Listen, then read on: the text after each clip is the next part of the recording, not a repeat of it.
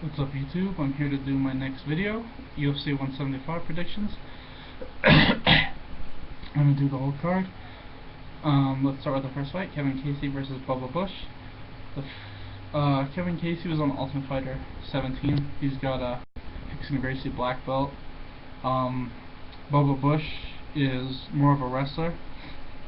Both guys are kind of just lower mid-tier kind of, but I think Kevin Casey's jiu-jitsu is gonna get him this fight. I think the UFC kind of wants the Gracie fighters to do well, at least a little bit. So I'm gonna say Kevin Casey wins by like rear naked choke first round. Next is Luke Zachrich versus Vaskanolis. I don't know how to say this guy's name. I'm just gonna make this one quick. I think Luke's gonna win by decision. I think he's got more fights. I think he's more well-rounded. So, okay. Now on to the prelim on Fox Sports 1. We got George Roop versus Rob Fort. I don't know. I know Rob Fort. He's pretty decent everywhere, but I think this is his UFC debut, and I think he's just, George Roop's a guy he's probably in the top 15, and I think George Roop can basically do in this fight what he did against Dustin Kimura and just outpoint him on the feet, take him down whenever he wants, and just land decent ground and pound. So I'm gonna say George Roop wins this fight by decision. Next we got Chris Camozzi versus Bruno Santos. I think both guys are, they're not particularly good in any one area, but they have skills everywhere. But I think Chris is the better fighter. He's beaten the better people. I think Chris is going to either get a late finish in the third round or he'll win by decision. Next we got Kenny Robertson versus Ildemar Alcantara. Ildemar Alcantara is Yuri Alcantara's younger brother, and Kenny Robertson is a pretty good submission wrestler. I think this fight is going to be like Kenny Robertson's last fight, where he'll be able to take Ildemar down, beat him up a little bit, and take the back and get a rear naked choke. So I'm going to pick Kenny Robertson by rear naked choke. Let's say mid-second. Next, the bullshit begins. Uriah Faber versus Alex Caceres on the fucking undercard. When guys like Uriah Hall have got like records like 9-5 on the freaking main card, versus guys, it just makes no sense. Uriah Faber is number 2 and Alex Caceres is like number 9 or 10 in the world. Dana's gonna make some bullshit like it's the main event of the prelims. You're on the main card. That's like being on the main event. You're probably gonna make more money if you're on the main card, I would assume.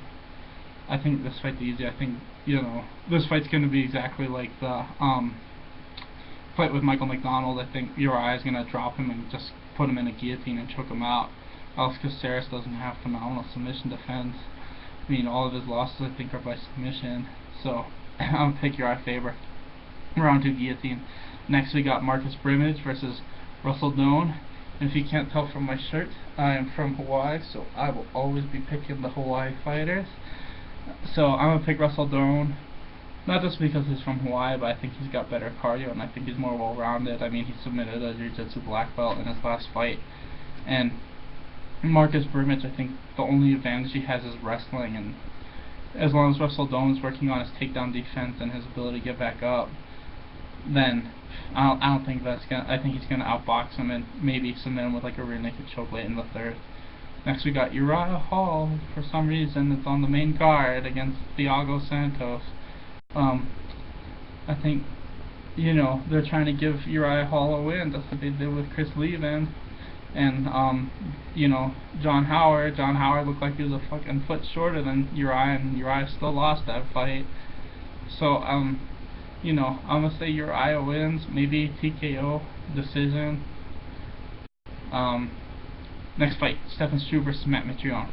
I think this fight would probably go to Stefan if he hadn't been out for so long, but because he has, I think Matt will be able to throw that overhand right like Roy Nelson and knock him out probably really early in the first. So I'm going to say like the first 30-40 seconds of that fight, Matt Mitrione gets the knockout.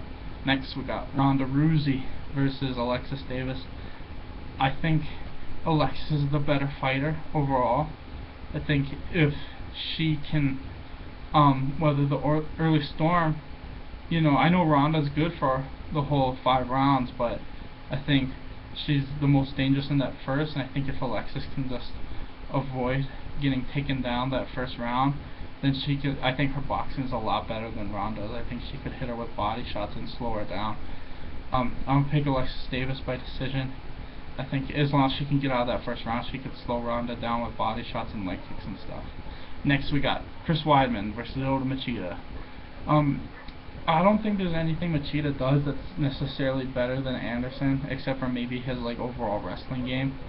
But I think what happened in that second fight in that first round is what's going to happen in this one. I think Chris is going to be able to push Lyoto against the fence, land those uppercuts, and you know, he'll probably knock Machida out. So I'm going to say first round knockout. In all honesty, I think he'll be able to do what he did to Anderson, push him against the fence and just land uppercuts.